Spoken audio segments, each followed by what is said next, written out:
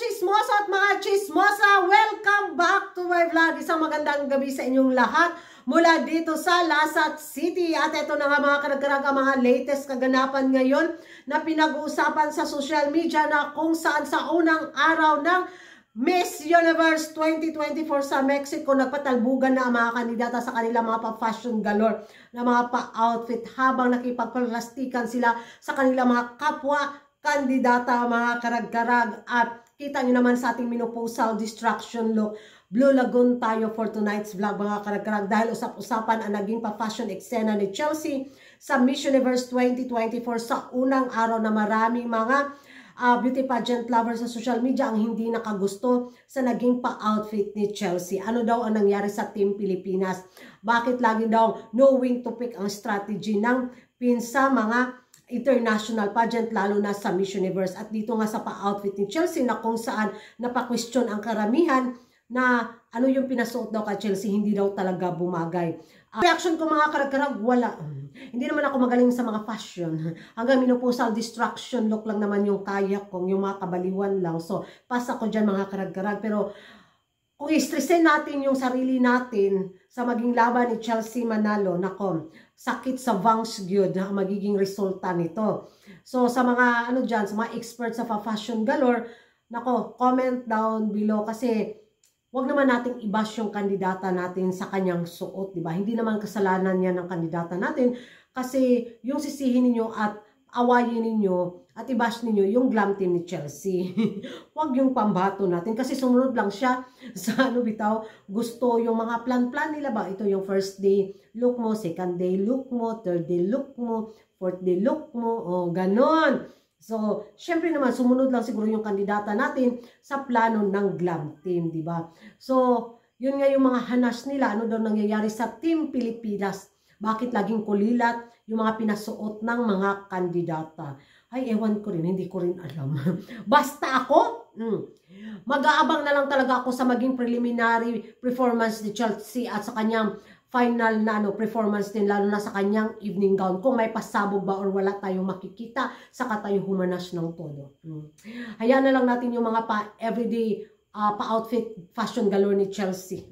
Hala, siguro alam naman ng Team Pilipinas, di ba? Siguro nagbabasa naman sila sa social media kung ano yung mga hanas ng mga beauty pageant lover, baka makatulong kung paano nila i-improve yung pa-fashion na eksena doon ni Chelsea para mapansin sa ano ba, taga Mexico, di ba? Kasi alam naman natin na may mga malakas na mga front runner sa Corona, so dapat mag-stand out din yung kandidata natin, di ba? Sana yung mga ipasuot sa susunod nila kay Chelsea na mababusbang ba yung mga kalaban ba? Oh, Philippines, shit, ganda, oy, grabe. Oh, yung ganon, yung hindi tayo pagtatawanan bitaw. Kawawa naman kasi talaga yung kandidata natin na siya yung mapagbuntungan ng mga bashing sa social media. Siya yung mapapagsabihan ng hindi maganda dahil nga yun, sa likod ng kanyang suot may mga glam team talaga siya. So yun, intindihin na lang natin din, di ba? So kaysa humanas tayo ng humanas, suporta na lang natin at wag na tayong ma-stress. Oy. Naabot lang jud.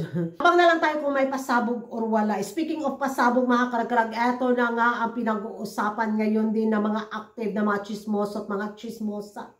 Sa latest na mga pa-video galore na mga pa-eksena sa Team Thailand na kung saan ako may basbas na daw si Upal-Upal mga karag-karag mula sa Miss Universe organization sa kalahati na may-ari na si Haluda Universe. Base kasi sa mga video kumakalat ngayon, alam naman natin na may sa kultura ito at tradisyon ng mga taga-Thailand, di ba? Na yung respeto din nila kay Haluda Universe. Yun yung mga eksena galore nila na sana hindi na lang daw pinalabas ang video na to para walang masyadong kontrobersiya ba kung sakaling manalo daw si Upal-Upal sa Corona, so hindi daw mahaluan ng kontrobersiya. Nang hindi mahaluan, talagang mahaluan yan. Aminin naman natin yan sa hindi, di ba? Pero kung sakaling manalo si Upal-Upal sa Corona sa Miss Universe 2024, hindi ganun ka-iconic yung winning moment niya. Alam naman natin, di ba? Uhaw din talaga sila sa corona, pero kaso nga sa mga pa-eksena galore ni Hello the Universe, nako siya talaga yung sisira sa iconic moment ni Upal-Upal kung sakali. Para naman sa atin ha, para din sa akin mga karag-karag, ewan ko sa inyo ha. Wala namang problema kung sa Thailand nila ibigay yung corona sa taon na to. Basta't makita lang siguro natin na talagang best performer si Upal-Upal sa darating na Miss Universe 2024 at siya talaga yung nag-stand out na kandidata at tumaob sa mga malalakas na mga Latinas na mga kandidata na mga frontrunner. Why not? Coconut proud din tayo kasi Asian yan, di ba? Nakipagbardagulan sa mga Latinas din.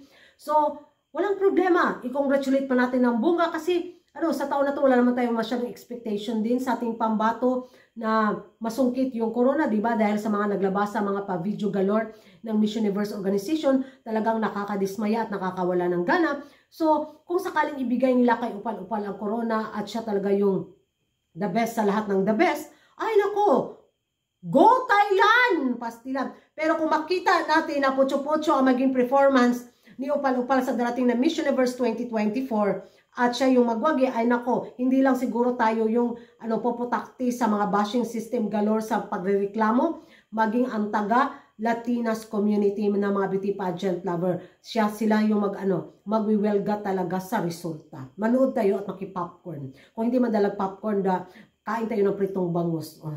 Parisan og suka habang bakbakan yung mga bansang magrereklamo sa resulta. So, yan lang ay sa sariling opinion ko lang mga karag-karag kasi nga base sa mga pa-videong naglabasan ngayon sa social media, may pa-VIP special treatment daw si Upal-Upal sa mga pa-eksena galore doon sa Mexico na hindi nakikita sa mga ibang kandidata sa mga pa-video at mga pa-eksena galore doon sa Mexico. Samantalang doon si Upal-Upal may mga pag-gathering sa mga fans, yung mga ganun ba. So, normal naman yun talaga yan sa mga taga-Thaines. Kahit noon pa sa laban ni Manding, di ba? Ni Angeli Scott Kemes, Thailand, kasi the Tiger, tapos ngayon na naman si Upal-Upal, si Tonyang, ay nako, parang normal na talaga yung kabihasnan nila. Mahirap nang kontrahin. Kasi yung kalahati na may hawak ng Miss Universe Organization is kababayan nila. Of course, magkaroon talaga yan ng mga treatment. Sana man lang sa darating na final, maging patas yung laban dahil kawawa yung mga bansa na umasa na mapansin din. Kaso nga, wala. So, yan ang mga karag-karag mga latest kaganapan ngayon na pinag-uusapan sa social media. Ano yung magiging reaction ninyo sa naging pa-outfit fashion galore ni Chelsea na kung saan marami ang humanas na mga beauty pageant lovers. Makarating kaya ito sa glam team ni Chelsea mga karag-karag para ma-improve yung mga datingan ng ating kandidata at mag-stand out siya doon. At yung masasabi niyo mga karag-karag na may basbas na daw mula sa Miss Universe Organization kay Hello the Universe ang corona para kay Upal-Upal. Naniniwala ba kayo nito mga karag-karag?